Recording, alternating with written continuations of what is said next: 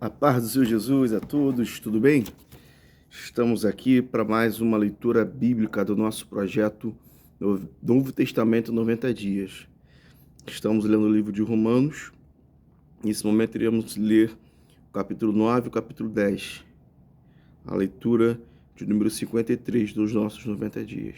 Vamos orar. Senhor Espírito Santo, nos ajuda nessa leitura, fala conosco, nos faz aprender e absorver tudo que leremos e aplicarmos na nossa vida. Assim eu oro em nome de Jesus Cristo. Amém. Romanos, capítulo 9. Digo a verdade em Cristo, não minto, e na consciência confirma isto por meio do Espírito Santo. Sinto grande tristeza e tenho incessante dor no coração, porque eu mesmo desejaria ter amaldiçoado. Vou ler do início, irmãos. Digo a verdade em Cristo, não minto. A minha consciência confirma isto por meio do Espírito Santo. Sinto grande tristeza e tenho incessante dor no coração, que eu mesmo desejaria ser amaldiçoado, separado de Cristo por amor de meus irmãos, meus compatriotas segundo a carne. São israelitas.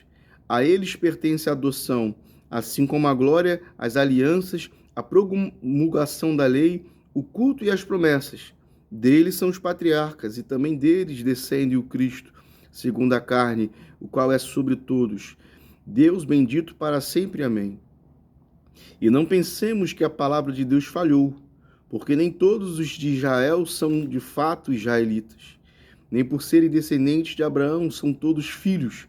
Pelo contrário, por meio de Isaque será chamada a sua descendência, isto é, não são os filhos da carne que são filhos de Deus, mas os filhos da promessa é que são contados como descendência, porque a palavra da promessa é esta: por esse tempo voltarei, a Sara terá um filho, e Sara terá um filho.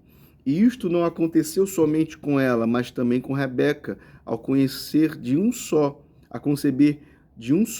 de Isaque, nosso pai.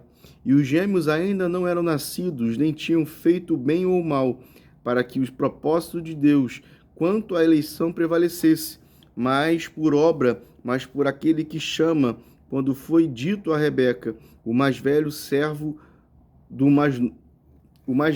servo do mais moço.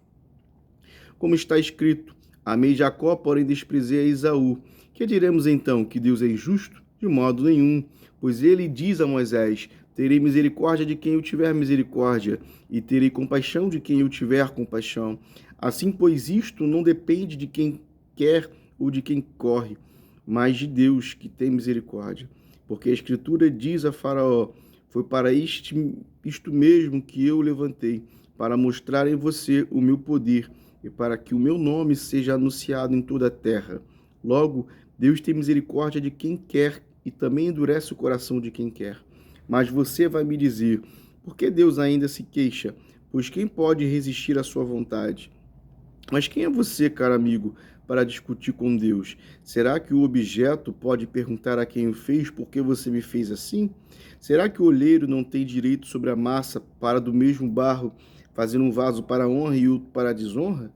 Que diremos se Deus, querendo mostrar sua ira e dar a conhecer o seu poder, suportou com muita paciência os vasos de ira, preparados para a destruição, a fim de que vocês também, a fim de que também desse a conhecer as riquezas da sua glória e os vasos de misericórdia, que de antemão preparou para a glória.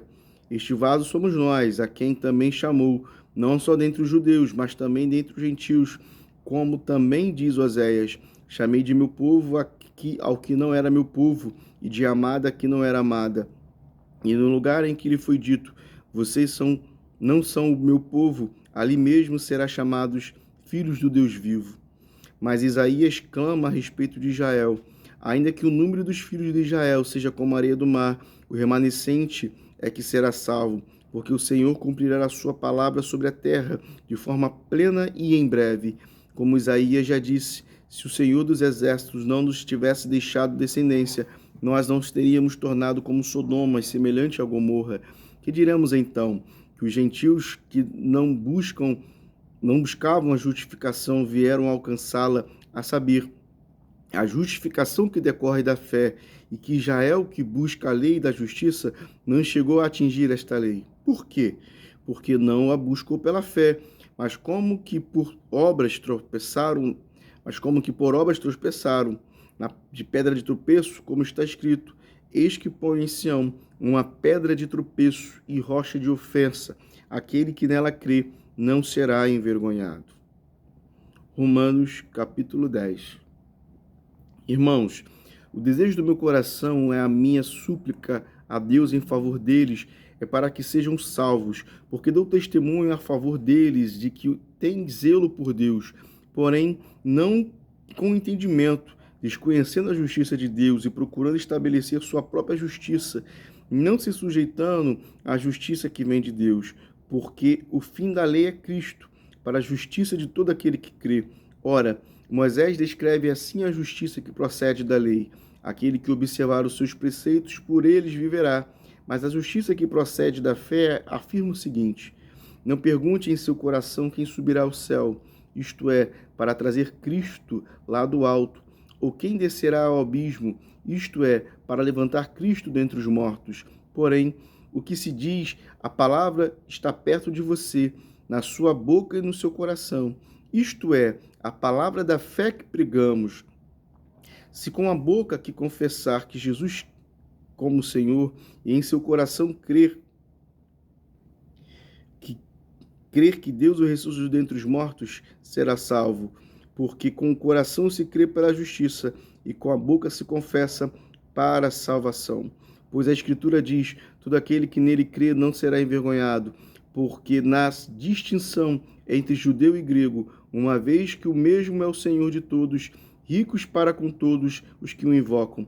Porque todo aquele que invocar o nome do Senhor será salvo. Porém, invocarão aquele a quem não creram? E como crerão naquele de quem nada ouviram? E como ouvirão, se não há quem pregue? E como pregarão, se não forem enviados? Como está escrito: quão formosos são os pés dos que anunciam coisas boas, mas nem todos obedecem ao Evangelho. Pois Isaías diz: Senhor, quem creu em nossa pregação?